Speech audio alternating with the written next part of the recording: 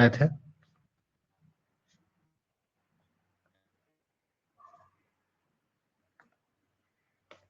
हम लोग गति चैप्टर पढ़े थे पहले। गति थे नाइन्थ क्लास। इसका ऑब्जेक्टिव भी हम लोग देखते गए थे। आज हम लोग इसको रिवीजन कर लेते हैं, ठीक है। बताइएगा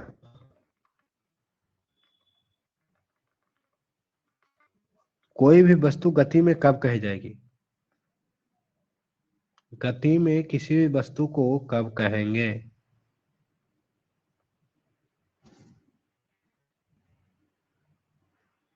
बताइए।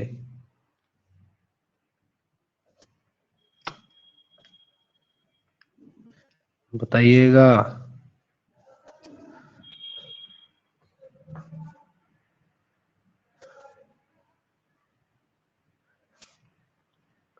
किसी भी वस्तु को गति में तब कहा जाएगा जब वह दूसरे वस्तु के अपेक्षा अपना स्थान क्या कर रहा हो? बदल रहा हो। तो किसी वस्तु के अपेक्षा अपना स्थान बदलता हो तो उसे गति में कहते हैं। अब एक प्रश्न है, बाइक वगैरह जो है, स्कूटर आप लोग देखे हैं। स्कूटर में गति जो मापा जाता है वो किसके द्वारा मापा जाता है? गति मापक यंत्र क्या होगा? या कार में गति मापक यंत्र कौन सा होता है? तो स्कूटर, कार, बस, ये सभी का गति जो मापा जाता है वो ओडोमीटर के द्वारा मापा जाता है। ओडोमीटर के द्वारा। किसके द्वारा? ओडोमीटर के द्वारा मापते हैं। फिर अगला वो है प्रश्न, एक वस्तु के द्वारा, यह प्रश्न पहला जो दिया गया है एनसीईआरटी बुक का, वो एक वस्तु के द्वारा कुछ दूरी तय की गई है, क्या इसका विस्थापन शून्य हो सकता है? अगर हाँ तो अपने उत्तर को उदाहरण के द्वारा समझाएं। कहा क्या रहा है कि इसका विस्थापन शून्य होगा, तो विस्थापन शून्य होगा या नहीं? क्या होगा? अगर किसी वस्तु के द्वारा कुछ दूरी तय की गई है, इसका विस्थापन शून्य हो सकता है? तो विस्थापन शून्य हो सकता है। तो अगर हाँ आंसर है तो हाँ आंसर जब देंगे तो इसका कारण बताना होगा। हाँ कह सकते हैं किसी भी वस्तु के द्वारा तय की गई दूरी जो है और उसका विस्थापन, दूरी प्लस में होगा लेकिन आपका विस्थापन शून्य हो सकता है। रीजन ये है कि अगर ए से बी तक कोई वस्तु जा रहा है और पुनः बी से कहां रिटर्न हो जाए? ए से बी तक तो गया और बी से पुनः कहां पहुंच जाए? ए पर। बी से पुनः ए पे आ जाए, बी से क्या हो जाए? ए पे पहुंच जाए, तब इसका विस्थापन जो होगा शून्य हो जाएगा। तो विस्थापन जब शून्य होगा तो इसे हम कह सकते हैं कि एक वस्तु द्वारा कुछ दूरी तय की गई लेकिन उसका विस्थापन शून्य होगा, और ये शून्य तब होगा जब वह उसी पथ पर पुनः वापस आ जाए, उसी बिंदु पर। फिर दूसरा प्रश्न है, एक किसान 10 मीटर की भुजा वाले एक वर्गाकार खेत की सीमा पर 40 सेकंड में चक्कर लगाता है। 2 मिनट 20 सेकंड के बाद किसान के विस्थापन का परिमाण क्या होगा? क्या रहा है प्रश्न, उसको देखिए। प्रश्न कह रहा है कि एक किसान जो है, एक किसान आयताकार, एक किसान 10 मीटर की भुजा वाले एक वर्गाकार, कैसा आकार का? वर्गाकार। ये मान लीजिए वर्गाकार खेत है उसका, और ये भुजा कितना है इसकी? 10 मीटर। कहता 10 मीटर भुजा वाले एक वर्गाकार खेत की सीमा पर 40 सेकंड में चक्कर लगाता है। इसकी सीमा पर पूरे चारों तरफ घूमने में कितना सेकंड का समय लग रहा है? 40 सेकंड का समय जो है 40 सेकंड। t 40 सेकंड है। अब इस पूरे चक्कर मतलब ए से चलना शुरू किया, बी सी डी और पुनः ए पर पहुंचने में कितना दूरी तय किया गया, तो 10 मीटर। इधर इसका परिमाप निकाल लेंगे, तो वर्ग का परिमाप बराबर 4 गुना भुजा होता है। वर्ग का परिमाप 40 हो जाएगा, 40 मीटर। तो इसमें कहा क्या रहा, 40 सेकंड में चक्कर लगाता है। 2 मिनट 20 सेकंड के बाद किसान के विस्थापन का परिमाण क्या होगा, 2 मिनट 20 सेकंड। अब यहां पर हम लोग पहले इसको देखते हैं, 40 मीटर का दूरी 40 सेकंड में तय करता है, तो इसका चाल कितना होगा, चाल बराबर फार्मूला होता है दूरी बटा समय। तो दूरी बटा समय के हिसाब से अगर चले तो 40 बटा 40 यानी 1 मीटर पर सेकंड का दूरी तय कर रहा है। तो ये 2 मिनट 20 सेकंड के बाद किसान के विस्थापन 2 मिनट मतलब कितना सेकंड हो जाएगा, 1 मिनट में 7 सेकंड, तो 2 मिनट में 120 सेकंड। और 2 मिनट 20 सेकंड कह रहा, तो 2 मिनट तो ये हो गया और 20 सेकंड और इसमें जोड़ देंगे, टोटल कितना हो गया 140 सेकंड। मतलब 140 सेकंड में ये कितना चक्कर लगा लेगा, एक चक्कर लगाने में इसको कितना समय लग रहा था 40 सेकंड का, तो एक चक्कर 40 सेकंड में, तो 2 चक्कर कितने में लगाएगा 80 सेकंड। तीसरा चक्कर लगाने में 120 सेकंड लगेगा, बाकी बचा कितना 20 सेकंड। तो एक चक्कर लगा रहा है, एक चक्कर 40 सेकंड में, तो 3 चक्कर लगाने में 40 गुना 3 यानी 120 सेकंड का समय लगा। तो 120 सेकंड में तो ये पुनः घूम करके कहां पहुंच गया, ए बिंदु पर। तो जिस बिंदु से अगर कोई वस्तु चलना शुरू करे और उसी बिंदु पर पुनः वापस आ जाए तो उसे क्या कहते हैं, विस्थापन शून्य होगा। विस्थापन वहां क्या हो जाएगा, शून्य। मतलब 120 सेकंड में तय की गई विस्थापन क्या हो गया किसान का, शून्य हो गया। अब पुनः यहां से चलना शुरू करेगा और ये 40 सेकंड में तो पूरा तय कर लेता था, तो 20 सेकंड में ये आधा ही रास्ता तय करेगा ना, बी तक पहुंचेगा। तो 20 सेकंड में आधा रास्ता तय करेगा, तो 20 सेकंड में आधा यहां से यहां। तो यहां देखते हैं 20 सेकंड में इसकी द्वारा तय की गई दूरी क्या होगी। तो 20 सेकंड में तय की गई दूरी जो है आपका, ये 10 मीटर इधर भुजा था और ये 10 मीटर, तो ये कर्व निकलेगा। न्यूनतम दूरी को ही कहते हैं विस्थापन। तो विस्थापन बराबर विस्थापन ए बी बराबर विस्थापन ए बी बराबर रूट अंडर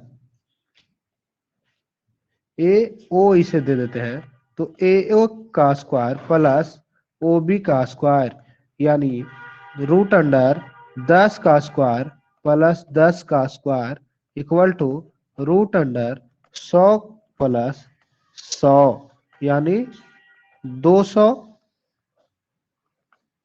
रूट अंडर 2 गुना 100 यानी 10 रूट 2। तो किसान द्वारा तय की गई विस्थापन 10 रूट 2 होगा। अब तीसरा प्रश्न है, विस्थापन के लिए निम्न में से कौन सही है। विस्थापन शून्य नहीं हो सकता है, इसका परिमाण वस्तु के द्वारा तय की गई दूरी से अधिक होता है। फिर है बस, तो ये दोनों में से कौन सा सही है। तो विस्थापन जो है शून्य हो सकता है, विस्थापन शून्य हो सकता है, इसका परिमाण वस्तु के द्वारा तय की गई दूरी से अधिक कभी नहीं होगा। विस्थापन जो है तय की गई दूरी से अधिक कभी भी नहीं होगा, बल्कि तय की गई दूरी के बराबर हो सकता है, लेकिन तय की गई दूरी से अधिक नहीं होगा। तो ना ही ए सही है और ना ही बी सही है। फिर आगे है प्रश्न देखते हैं हम लोग। अगला प्रश्न है, दो वस्तु, ये प्रश्न अगला देखा जाए।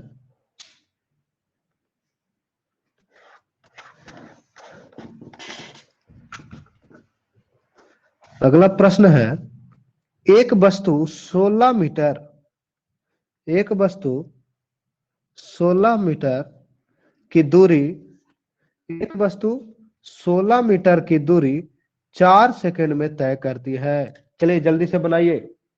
एक वस्तु 16 मीटर की दूरी 4 सेकंड में तय करती है तथा पुनः 16 मीटर की दूरी 2 सेकंड में तय करती है, तो उसकी औसत चाल क्या होगी? एक वस्तु 16 मीटर की दूरी 4 सेकंड में तय करती है, तो एक वस्तु 16 मीटर की दूरी 4 सेकंड में तय करती है तथा पुनः 16 मीटर की दूरी 2 सेकंड में तय करती है, सेकंड में तय करती है। पहले कितना सेकंड में तय कर रहा है? 16 मीटर की दूरी तय करा, तो यहाँ पे हम औसत चाल के लिए क्या फार्मूला पढ़े थे कि कुल दूरी बटा कुल समय, मतलब पहले 16 मीटर चला और फिर 16 मीटर चला, तो कुल दूरी बराबर क्या हो गया? कुल दूरी कितना? 16 प्लस 16, ये 16 मीटर दिया हुआ है, फिर 16 मीटर दिया हुआ है। पहले 16 मीटर की दूरी 4 सेकंड में तय किया था और फिर 16 मीटर की दूरी कितने सेकंड में? 2 सेकंड में। दो बार चला 16 मीटर की दूरी, तो 16 प्लस 16 इक्वल टू 32, कुल दूरी 32 मीटर हो गया। अब कुल समय कितना होगा? कुल समय, कुल समय देखिए, पहले तो 4 सेकंड का समय ले रहा था 16 मीटर की दूरी तय करने में, और फिर चला तो 16 मीटर की दूरी तय करने में कितना? 2 सेकंड का समय लिया। तो कुल समय कहने का मतलब दोनों को क्या करेंगे? जोड़ देंगे, 4 प्लस 2 इक्वल टू 6। अब औसत चाल का फॉर्मूला ये देखिए था, कुल तय की गई कुल दूरी बटा कुल समय अवधि, तो औसत चाल बराबर 32, दूरी कुल दूरी हो गया 32 और कुल समय 6। इसे कैलकुलेट कीजिएगा, 3 दूना 6, 16 दूनी 32, तो कितना हो जाएगा? 5 तिया 15, मतलब 5.33 मीटर प्रति सेकेंड। ठीक है। अब अगला प्रश्न हम लोग देखते हैं। अगला प्रश्न है,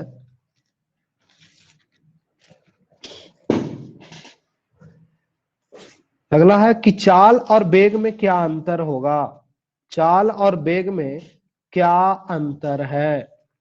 तो बता सकते हैं चाल और वेग में क्या अंतर है? चाल और वेग में, चाल जो है धनात्मक, लिखेंगे चाल और वेग में निम्न अंतर है, चाल धनात्मक और शून्य हो सकता है, चाल धनात्मक और शून्य हो सकता है, लेकिन वेग जो है धनात्मक, शून्य और ऋणात्मक, धनात्मक, शून्य और ऋणात्मक तीनों होती है। वेग जो है, एक तरफ चाल लिख लीजिए और एक तरफ वेग, और लिखिएगा चाल जो है पॉजिटिव, शून्य,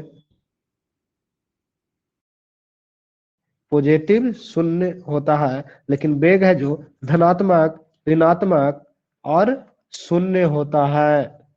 चाल जो है अधिकतम लंबाई के द्वारा व्यक्त किया जाता है, मतलब चाल में दूरी का उपयोग किया जाता है, लेकिन वेग में विस्थापन का उपयोग किया जाता है। वेग में किसका? विस्थापन का उपयोग किया जाता है। चाल जो है एक अदिश राशि है और वेग कैसी राशि है? सदिश राशि। किस प्रकार की? सदिश राशि है। चाल और वेग में अंतर हो गया।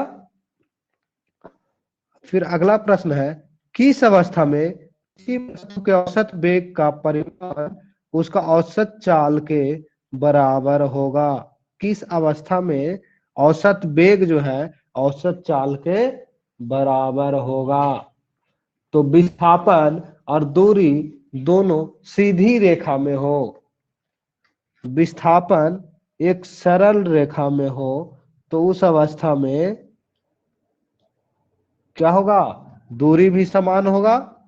तो जब दूरी समान होगा और विस्थापन भी समान होगा तो उस अवस्था में क्या हो जाएगी, चाल और वेग जो है दोनों का औसत चाल और औसत वेग बराबर होगा। अगर कोई भी वस्तु एक सरल रेखा पर गति करती हो, सरल रेखा पर दूरी तय करता हो, तो उसका औसत वेग और औसत चाल दोनों बराबर होगा। रीजन है कि इस पे अगर गति कर रहा है कोई भी वस्तु, तो यहाँ पर देखा जाए तो ये इधर से ए बिंदु से बी बिंदु की ओर जा रहा है, दिशा तो इसका निश्चित है, दिशा क्या है, निश्चित है। अब दिशा जब निश्चित है तो इसमें दूरी अधिकतम लंबाई को दूरी कहते हैं और न्यूनतम लंबाई को विस्थापन। तो यहां से यहां तक ही ना ये लंबाई है, तो न्यूनतम लंबाई जो है विस्थापन हो गया और अधिकतम यही है। तो विस्थापन और दूरी समान हो गया, तो इसी को क्या कह देंगे, दूरी कह सकते हैं भी इसको, और विस्थापन भी। इसलिए औसत चाल और औसत वेग बराबर हो सकता है। कहता एक गाड़ी का ऑडियोमीटर क्या मापता है, एक गाड़ी का ऑडियोमीटर क्या मापता है, बता सकते हैं। देखिए यहाँ पे हम लोग ध्यान नहीं दिए होंगे, तो यहाँ पे देखिए दिया हुआ था। कहता कि स्वचालित वाहनों में एक यंत्र लगा होता है जो उसके द्वारा तय की गई दूरी प्रदर्शित करता है, और इस यंत्र को ऑडियोमीटर कहते हैं। एक कार को भुवनेश्वर से नई दिल्ली ले जाया जाता है और ऑडियोमीटर के अंतिम पाठ्यांक आरंभिक पाठ्यांकों के बीच का अंतर 1850 है। तो ऑडियो क्या मापता है, तय की गई दूरी, ऑडियोमीटर तय की गई दूरी मापता है। पांचवा प्रश्न है, एक प्रयोग के दौरान अंतरिक्ष यान से एक सिग्नल को पृथ्वी पर पहुंचने में 5 मिनट का समय लगता है। पृथ्वी पर स्थित स्टेशन में उस अंतरिक्ष की दूरी क्या है। कह रहा है क्या कि एक अंतरिक्ष यान से पृथ्वी पर सिग्नल भेजा जा रहा है और पृथ्वी पर सिग्नल को भेजने में कितना समय लग रहा है, 5 मिनट का समय लग रहा है। तो पूछा जा रहा है कि पृथ्वी पर स्थित स्टेशन से अंतरिक्ष यान की दूरी कितनी है। मतलब मान लिया जाए कि मान लिया जाए यहाँ पे आपका ये जो है पृथ्वी है, और ये पृथ्वी में अंतरिक्ष से कहीं पे यहाँ कोई अंतरिक्ष यान है, यहाँ से कोई सूचना भेजा जा रहा है, सिग्नल भेजा जा रहा है, तो इसको आने में 5 सेकंड का समय लग रहा है। तो यही पूछा जा रहा है कि यहाँ से ये ए बिंदु अगर हो तो ये बी बिंदु हो, तो बिंदु ए और बिंदु बी के बीच कितनी दूरी है। ये बिंदु ए और बिंदु बी के बीच कितनी दूरी है। तो बिंदु ए से बी के बीच में दूरी निकालना है। तो यहाँ पे हमें पता क्या होता है, प्रकाश की चाल हमें पता होती है, प्रकाश की चाल। तक कोई भी सिग्नल जो भेज रहे हैं, यहाँ दिया हुआ है सिग्नल की चाल जो है प्रकाश की चाल के बराबर है। मतलब चाल आपका क्या है, स्पीड दिया हुआ है वो है 3 गुना 10 के पावर 8 मीटर प्रति सेकंड। यही ना, प्रकाश की चाल होती है कितनी, 3 गुना 10 के पावर 8 मीटर प्रति सेकंड। तो चाल जब ज्ञात हो तो दूरी ज्ञात हो जाएगी, दूरी बटा समय, चाल बराबर दूरी बटा समय। तो चाल दिया हुआ है 3 गुना 10 का पावर 8 बराबर कितना, दूरी बटा समय। समय कितना, 5 सेकेंड। इस ये भाग में है तो इधर गुना में जाएगा, तो 3 गुना 5 गुना 10 के पावर 8 बराबर दूरी। तो 3 पचे 15, मतलब 15 गुने 10 के पावर 8 मीटर। दूरी को मीटर प्रति सेकंड में नहीं मापते हैं, मीटर में। तो दूरी कितना, 15 गुना 10 के पावर 8 मीटर। हो गया। फिर है अगला प्रश्न, यात्रा शुरू होते समय कार का ऑडोमीटर 2000 किलोमीटर प्रदर्शित कर रहा है और यात्रा समाप्ति पर 2400 किलोमीटर प्रदर्शित कर रहा है। यदि इस यात्रा में 8 घंटे का 8h का मतलब कितना, 8 घंटे का समय लगता है, तो कार की औसत चाल को किलोमीटर प्रति घंटा में और मीटर प्रति सेकंड में ज्ञात करें। कार की यात्रा शुरू होते समय कितना दर्शा रहा है, 2000 किलोमीटर। जैसे स्कूटर में देखे होंगे कि मीटर दर्शाते रहता है, वो किलोमीटर दर्शाता कि अभी तक आप कितना किलोमीटर चले हैं। तो ऑडियोमीटर जो है पहले से कह रहा है कि ये कार जो है 2000 किलोमीटर पहले से चल चुका है, और जब यात्रा शुरू कर रहे हैं तो 2000 किलोमीटर दिखाना शुरू किया, और जब यात्रा अंत हो गई तो 2400 किलोमीटर आपका यात्रा दर्शा रहा है। देखिए ये जो है आपका 2400 किलोमीटर यात्रा दर्शा रहा था, ये 2000 और 2400, तो यहाँ पे 2400 किलोमीटर यात्रा जब दर्शा रहा है तो कुल दूरी तय किया गया कितना, 2000 में से 2400 में से 2000 को घटा लेंगे तो कितना हो जाएगा दूरी, 400। तो 400 किलोमीटर चला, दूरी कितनी चली, कार द्वारा तय की गई दूरी 400 किलोमीटर, यही ना। तो 400 किलोमीटर हो गया। अब इसको 8 घंटे का समय लग रहा है, कितना घंटे का, दूरी तय करने में लगा कुल समय 8 घंटा। तो कार की औसत चाल क्या होगा, तो कुल दूरी बटा कुल समय, औसत चाल बराबर होता है, तो कुल दूरी कितनी थी 400, कुल दूरी 400 किलोमीटर और कुल समय 8 घंटा।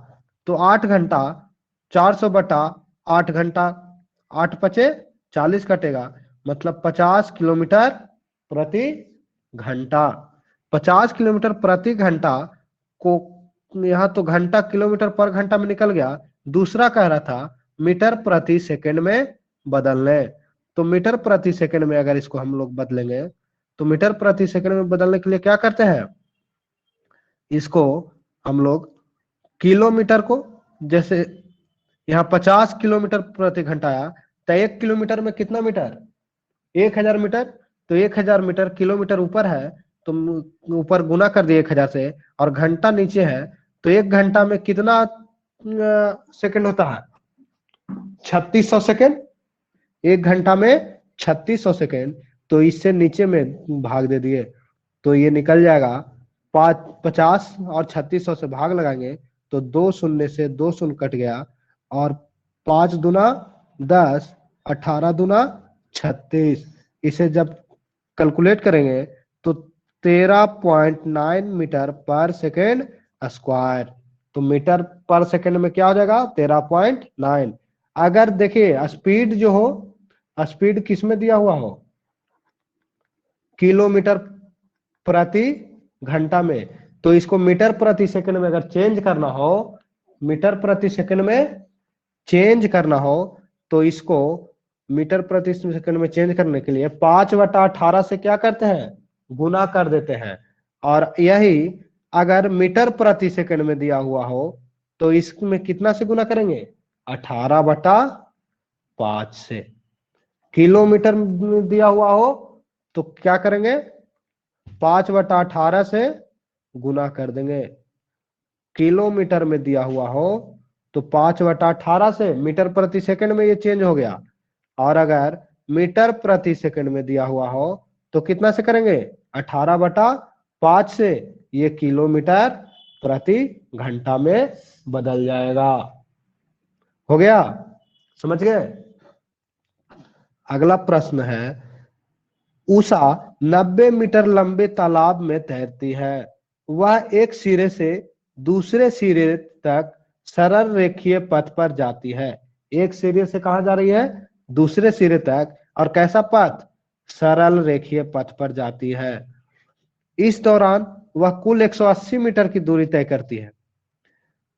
90 मीटर लंबा तालाब है, तालाब की लंबाई कितना है, 90 मीटर, और दूरी कितनी तय कर रही है, 180 मीटर।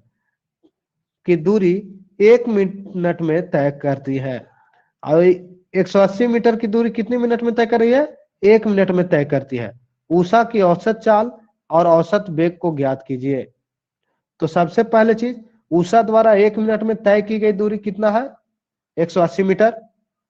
उषा द्वारा तय की गई दूरी 180 मीटर दिया गया था ना।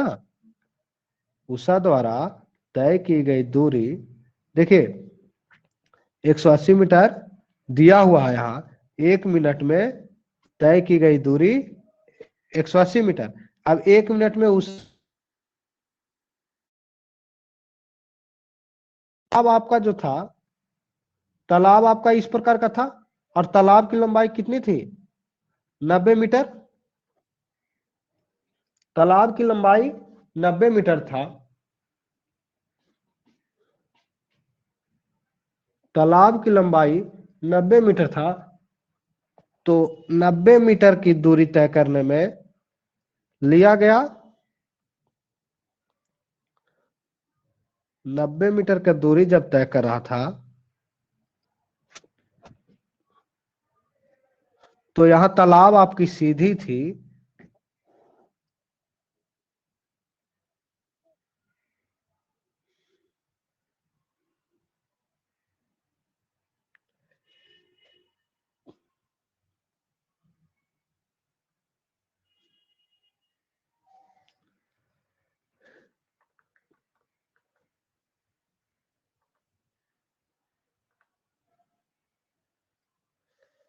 देखिए तालाब कैसा था? तालाब तो सीधा था और इसकी तालाब की कुल लंबाई कितनी? 90 मीटर। मतलब ए से बी की ओर गया और बी से ए की ओर आएगा, तब ना 180 मीटर होगा। तो इस दूरी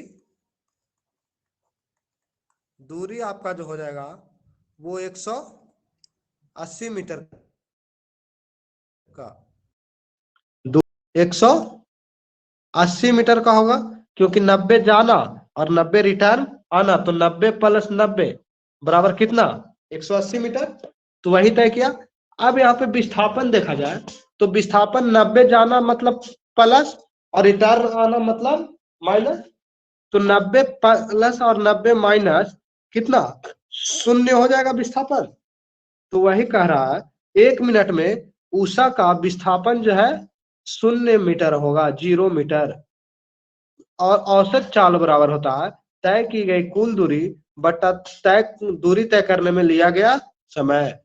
यानी 180 मीटर 1 मिनट में तय करता है, तो 180 मीटर बटा 1 मिनट, यानी 180 मीटर बटा 1 मिनट। 1 मिनट को सेकंड में यहाँ चेंज किया जाए तो 1 मिनट को सेकंड में चेंज करते हैं तो 180 बटा 60, यानी 6×18, 3 मीटर पर सेकेंड। अब औसत वेग अगर निकालें तो औसत वेग विस्थापन बटा लिया गया कुल समय। तो विस्थापन आपका 0 था, लिया गया कुल समय 1 मिनट, तब औसत वेग बराबर 0 मीटर प्रति सेकेंड। ठीक है, अगला देखते हैं प्रश्न। अगला प्रश्न हम लोग देखते हैं। कहता है आप दैनिक जीवन में बहुत प्रकार की गतियों को देखते होंगे, जिनमें से प्रमुख है। दैनिक जीवन में आप किस प्रकार के गति को देखते हैं? गति की दिशा में त्वरण, त्वरण की गति की दिशा, त्वरण जो है गति की दिशा के विरुद्ध लगता है। एक समान त्वरण, असमान त्वरण। क्या आप ऊपर दिए गए उत्तर प्रत्येक प्रकार के गति के लिए एक एक उदाहरण दे सकते हैं? तो गति की दिशा में त्वरण, तो त्वरण जैसे रेलगाड़ी की चाल, रेलगाड़ी का जो त्वरण होता है वो कैसा? गति के दिशा में ही त्वरण होती है। फिर है त्वरण गति की दिशा के विरुद्ध। त्वरण जो है गति की दिशा के विरुद्ध जब होगा तो किसी को रोकना हो तो ब्रेकिंग।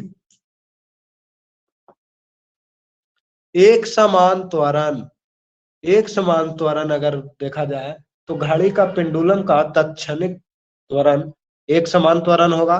असमान त्वरण तो किसी भी चीज का हो जाता है। फिर है प्रश्न देखते हैं 8। विरामावस्था से राहुल अपनी साइकिल को चलाना शुरू करता है।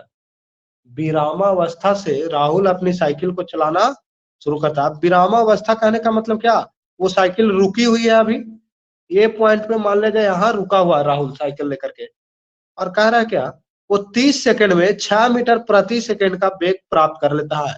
यहाँ पे टाइम कितना दिया हुआ है, 30 सेकंड, और वेग कितना प्राप्त कर रहा है, 6 मीटर प्रति सेकंड।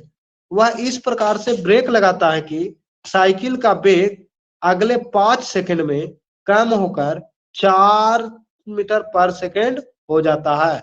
अब T2 जो है, यहाँ T1 30 है, तो T2 आपको दिया हुआ है 5 सेकंड। T2 5 सेकंड दिया हुआ है, और कह रहा है कि वो जब ब्रेक लगाता है तो 5 सेकंड में गाड़ी का जो वेग होगा वो आपका भी जो है हो जाएगा कितना, 4 मीटर प्रति सेकंड।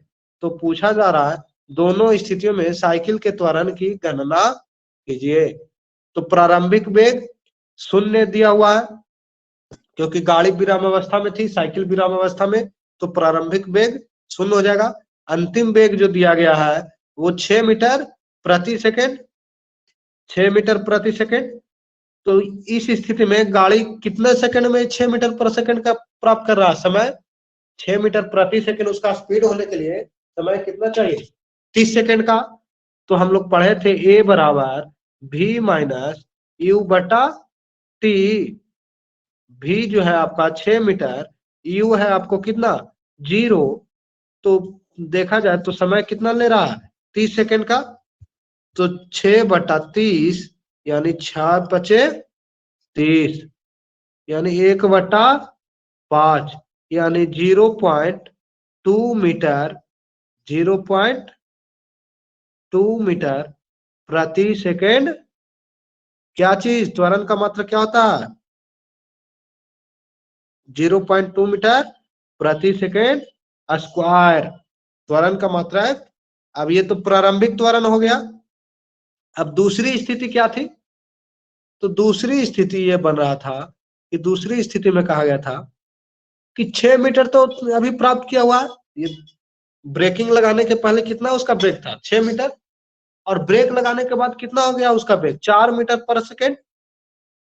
तो प्रारंभिक वेग यहाँ पे हमारा अब हो जाएगा क्या चीज, 6 मीटर, और अंतिम वेग हो जाएगा प्रारंभिक वेग 6 मीटर पर सेकेंड, और अंतिम वेग कितना हो जाएगा 4 मीटर प्रति सेकेंड। और 4 मीटर प्रति सेकेंड कितना देर में होता है, तो समय लग रहा है 5 सेकेंड का।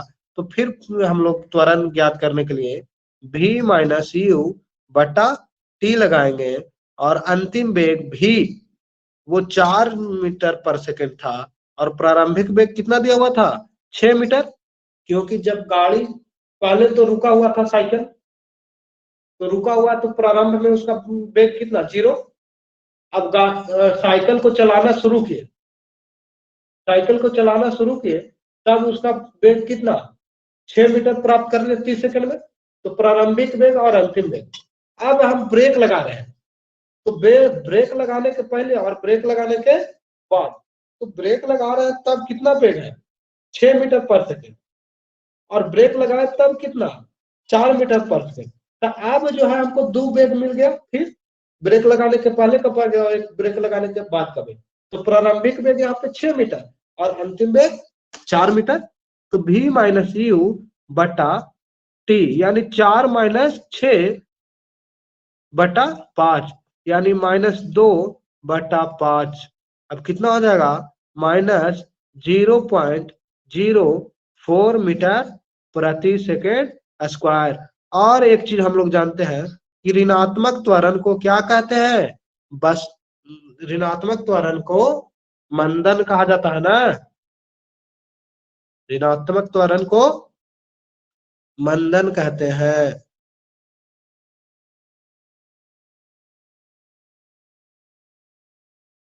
ठीक है। अब अगला प्रश्न हम लोग देखते हैं।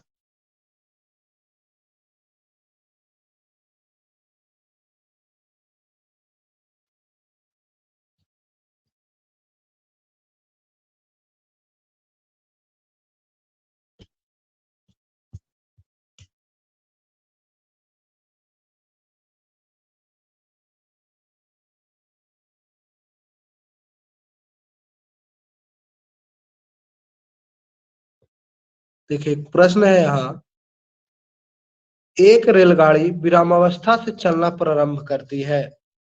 एक रेलगाड़ी जो है विरामावस्था, मतलब यहाँ पर विराम की अवस्था, रेलगाड़ी का चाल या वेग जो होगा क्या हो जाएगा, शून्य हो जाएगा। 5 मिनट में 72 किलोमीटर प्रति घंटा का वेग प्राप्त करता है।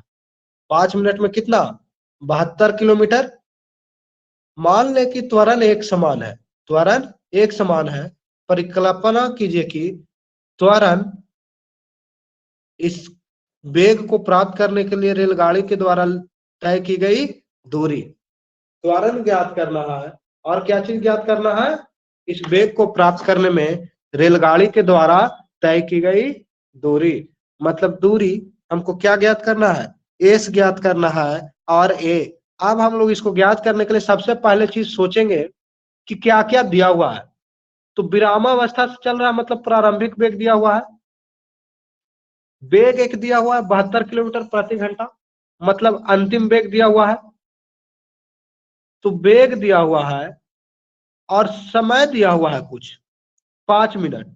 तो 5 मिनट दिया हुआ समय, वेग दिया हुआ है, प्रारंभिक और अंतिम वेग, और समय दिया हुआ है। तो हम लोग सोचेंगे कौन सा फार्मूला में ये तीनों चीज है। तो v बराबर u प्लस एटी में भी था, v बराबर u प्लस एटी, या फिर a बराबर v माइनस u बटा t में भी है ना। तो यहाँ पे ये तीनों चीज दिया हुआ है। अब ये 72 किलोमीटर प्रति घंटा है, इसको हम लोग चेंज कर लेते हैं मीटर प्रति सेकंड में। तो 72 किलोमीटर प्रति घंटा को मीटर प्रति सेकंड में चेंज करेंगे तो कितना से गुना करेंगे, 5/18, 18 चको 72, मतलब 20 मीटर प्रति सेकेंड। ये वेग हो गया आपका कितना, 20 मीटर प्रति सेकेंड। और समय यहाँ कितना दिया हुआ, 5 मिनट। अब वेग हमारा मीटर प्रति सेकेंड में है और समय मिनट में है, इसको भी चेंज करेंगे तो 1 मिनट में कितना सेकेंड, 1 मिनट में 60 सेकेंड। तो 5 मिनट में 60 गुना 5 बराबर कितना, 300 सेकेंड। 300 सेकेंड आ गया। अब इसमें हम लोग फार्मूला लगाते हैं, ए बराबर v माइनस यू बटा टी, मतलब अंतिम वेग माइनस प्रारंभिक वेग कितना था 0, और बटा टी यानी 300। इसे हम लोग कैलकुलेट करेंगे तो कितना आएगा, कैलकुलेट कीजिए। तो कैलकुलेट करेंगे तो जो वैल्यू आएगा, यहाँ पे एक चीज मिस्टेक हुआ है, और वो ये कि यहाँ पे ये 72 किलोमीटर प्रति सेकंड था, इसको हम लोग चेंज किए थे मीटर प्रति सेकंड में, मीटर प्रति सेकंड में, यानी 20 मीटर प्रति सेकंड। एक शून्य से एक शून्य, 5 दिया 15 दूना 30, मतलब 1/15 मीटर प्रति सेकंड स्क्वायर। उसके बाद फिर देखते हैं इस वेग को प्राप्त करने में के लिए रेलगाड़ी के द्वारा तय की गई दूरी, रेलगाड़ी के द्वारा तय की गई दूरी ज्ञात करना, मतलब एस ज्ञात करना है।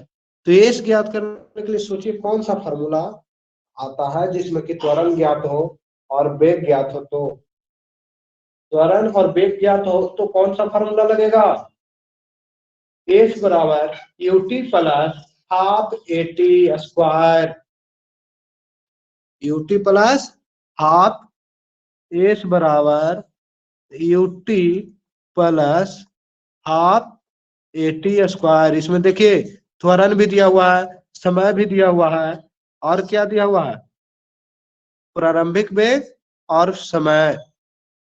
तो इस पे हम लोग कैलकुलेट करते हैं, एस बराबर U T plus half A T square के से ही, तो क्या मिलेगा,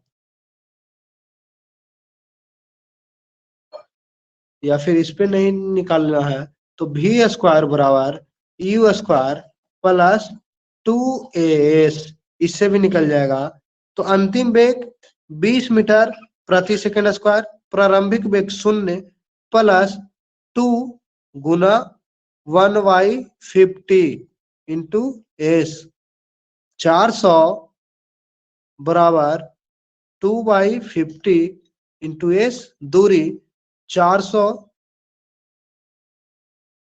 बट्टा 2 गुना 15, 200 से 2 दूना 4, 200 गुना 15 यानी 15 दूनी 30, यानी 3000 क्या हो जाएगा मीटर। इसको किलोमीटर में बदलेंगे तो 3000 मीटर बटा 1000 यानी 3 किलोमीटर।